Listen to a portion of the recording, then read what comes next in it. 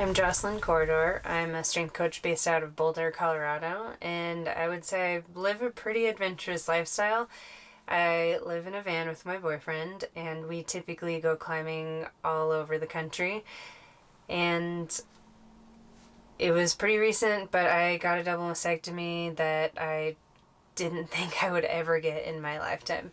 When Jocelyn first told me that she wanted to get a double mastectomy, I didn't know how to respond. I felt like I needed to help her do research so that somehow we could come up with an answer that might cause her to choose a different decision. I thought that maybe if we did enough research, through health, through nutrition, through possibly a second opinion, that she could choose an alternate choice. I didn't realize by me responding that way that I was actually letting her down. I was making her angry, and I didn't know that in that moment she just wanted me to support her. I had a gynecologist appointment, and it was just a normal appointment. I went in, and for some reason, my grandma came across my mind, and the gynecologist told me to get a genetic test done. I didn't really know what that meant, but I trusted her and got it done.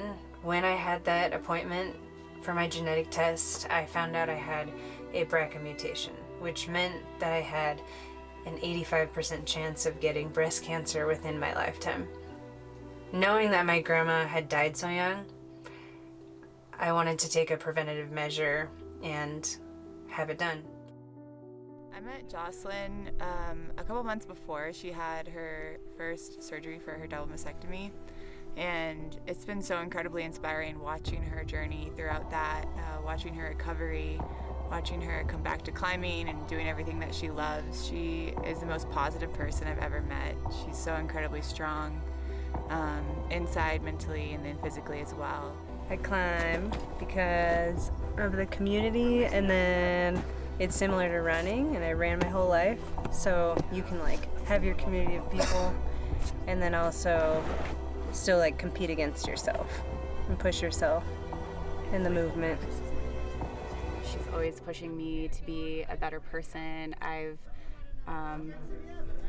been with her while she has gone through some really challenging experiences, and just seeing her drive as she continually overcomes adversity is inspiring to myself and everyone around her. As an athlete, Jocelyn put a lot of her identity into her ability to perform in sports. And after the mastectomy, there were a lot of physiological changes that happened to her upper body. And the main sport she's interested in is rock climbing. And I think that her changing physiology had a big psychological impact on her belief that she could perform well as a climber, and secondarily as a trainer for climbers. And so she needed to find that confidence again by kind of taking time away from the sport. And it took her probably around 8 to 9 months before she started to feel like she could identify as an athlete again, which is necessary as a trainer, really, to be able to encourage and inspire your clients. After meeting with the oncologist, I better understood what her odds were, and by her choosing to alter the course of her life by getting the double mastectomy was the best possible choice for her. And it takes an incredibly brave person to make a choice like that, to choose life. And she has taught me so many things through this journey.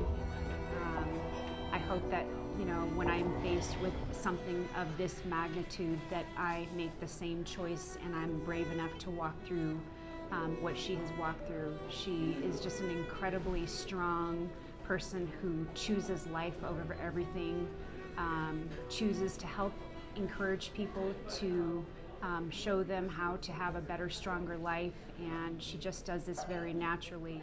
So it's changed my perspective. I helped my sister when she found out she had the BRCA mutation, and then she ended up getting the surgery as well. Before the surgery, I felt like I had a very stagnant job, so I started my own business, after I was recovered. I also now try to help women that have had mastectomies if they have questions before they get surgery or after. And I now try to raise money for nonprofits that help women with mastectomies because I want to just give back after my surgery.